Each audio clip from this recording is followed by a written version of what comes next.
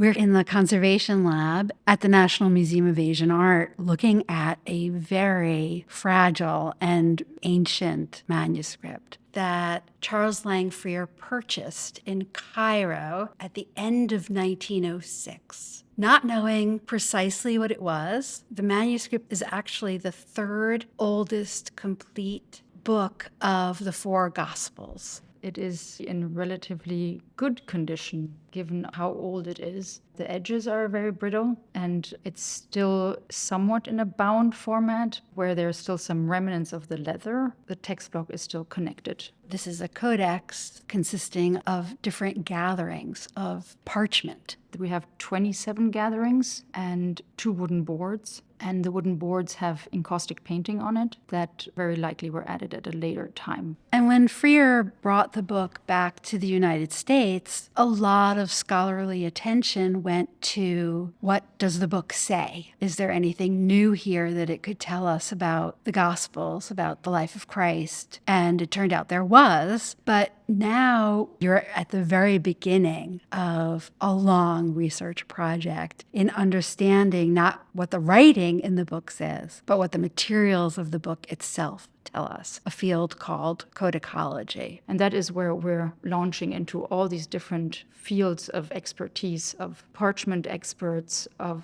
bookbinding experts, and experts that do advanced imaging and that do scientific analysis. So we have the parchment, and then wanting to identify the wood. Can we understand where the wood came from? Is it from the area of Egypt? Was it possibly imported from Europe? And understanding what kind of fiber we have. Is it a hemp? Is it a flax linen thread? An analysis of the collation of the book. Going through page by page and trying to understand, were there any pages that were removed in the binding that we can see now? Because of the fragility and the age of the manuscript, simultaneously, we have to work to preserve it. One part of this entire project is to obviously stabilize the edges that are fragile. So we want to do as little as possible, but still stabilize the object so it can be handled, because that's the whole point. The object is there for people to be able to view it. When we look at the manuscript, it's terrifying. It feels as though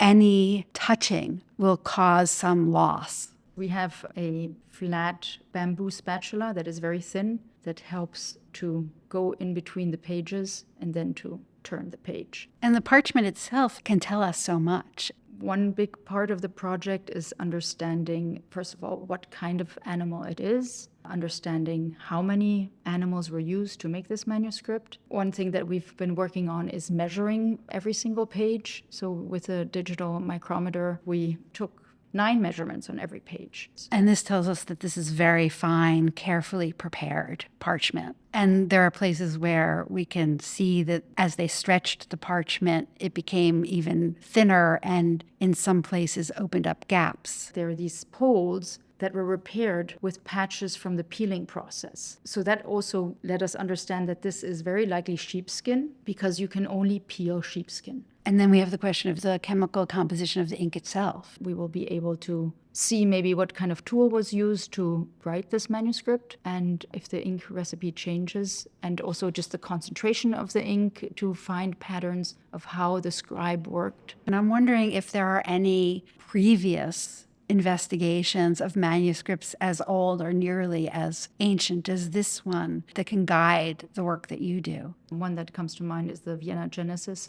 And then there's also the Codex Sinaiticus. There are almost too many options of what can be done, and it's important that we frame it and also understand the limitations of what we can do. All these questions that are being asked often lead into more questions. I was reading and I was thinking about the idea of codicology, and then I read this term biocodicology, just remembering this is an animal. And so we can bring the tools of biology and DNA analysis to this manuscript. It's a very exciting project, and there's a lot to be learned, and it's great to be able to draw from so many different fields of expertise and trying to put this puzzle together of this one manuscript, and hopefully we'll be able to contribute to the story of book production in late antiquity.